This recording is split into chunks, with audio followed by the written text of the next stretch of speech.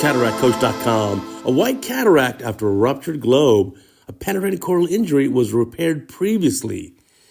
Now, our case here, the patient already had the trauma, and that was a while ago. And you can see there are a couple of sutures there in the cornea. At the time of the original trauma, the decision was made to simply close or repair that ruptured globe with those two sutures there, and to leave the lens in place, even though the anterior lens capsule is punctured. That's perfectly acceptable. For a ruptured globe, your goal is to close the ruptured globe. And you can deal with any other sequelae of the trauma at a later date in most situations. So again, obviously it depends on the case. So here, filling up the eye with some trypan, now some viscoelastic going inside. What is left of the capsule? I mean, that's the big question here. You got to look around a little bit, like what's going on with the capsule? Is it punctured just anteriorly? Can you get a rhexis done? This is an important part of the surgery, just looking around a little bit to see what is going on. So seeing if you can poke into the lens capsule a little bit, maybe start some sort of a rhexis, a partial rhexis, what is left of the capsule, and then see, grabbing that with forceps, and there's part of a rhexis going, but the rest of the lens capsule may be open. So you only got a partial rhexis here. So yeah, let's flush out this lens material.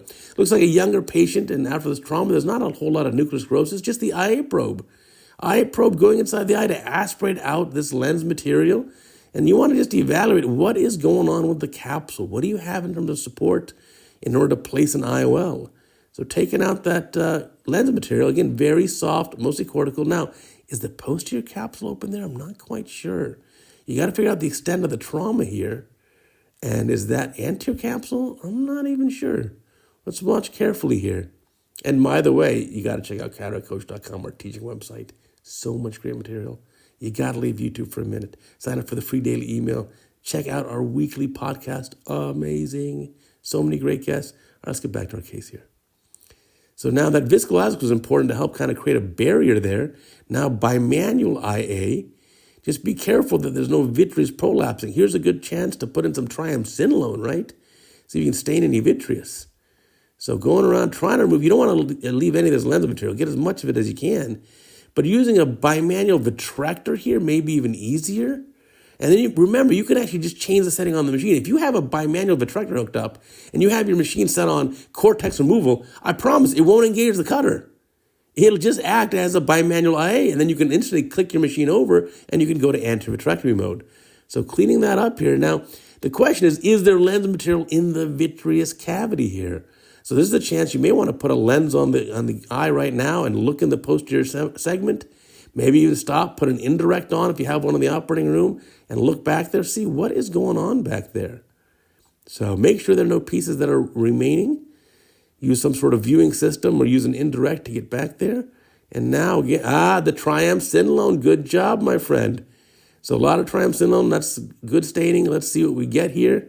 There is some prolapse vitreous. That needs to be cleaned up. So switch over to the bimanual vitrector, right? Let's see. There's the vitrector. You got it.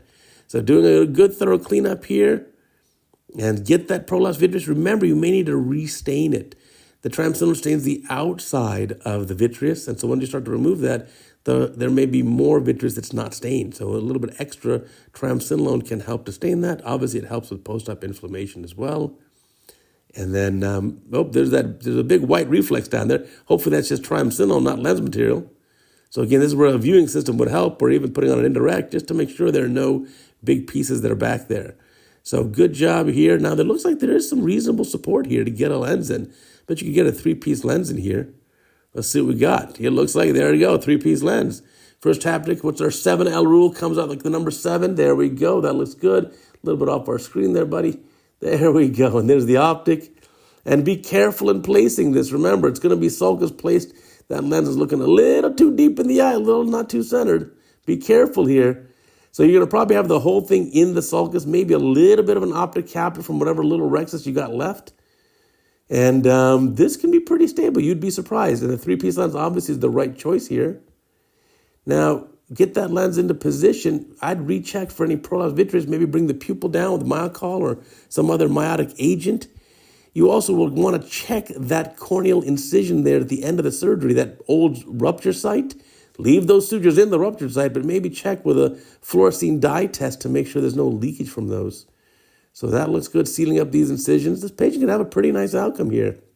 And again, there you go. There's the myostat agent or myocol agent to bring the pupil down. Wash out any remaining viscoelastic. Keep that AC pressurized. You may even want to consider suturing that main incision because with the placement of the lens like this, if you get any flattening of the AC, you may get vitreous coming around that. That looks like a nice outcome. So interesting case here. Yeah, if you have a patient with a ruptured globe, your primary concern is, especially when it's in the middle of the night, just close the rupture. Close the rupture and you can deal with other sequelae like this traumatic cataract at a later date here. And the patient can have a very nice outcome. So staged procedures for ruptured globes often is the best choice.